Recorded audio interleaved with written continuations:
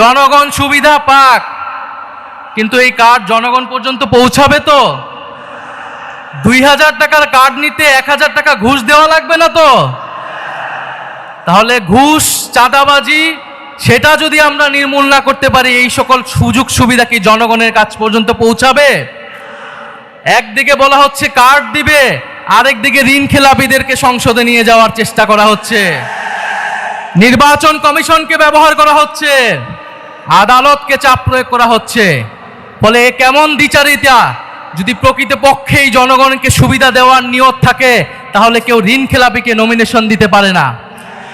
যারা ঋণ পরিশোধ করে নাই, তারা সংসদে গেলে আপনার মনে হয় তারা ঋণ পরিশোধ করবে? আর এরা আবারও ঋণ নিবে, এরা আবারও টাকা লুট করবে, এরা আবারও টাকা পাচার করবে বিদেশে।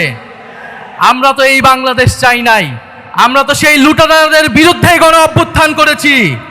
পরে নতুন কোন লুটেরাদের আমরা ক্ষমতায় যেতে দেব না, বাংলাদেশের জনগণ তাদেরকে ক্ষমতায় যেতে দেবে না।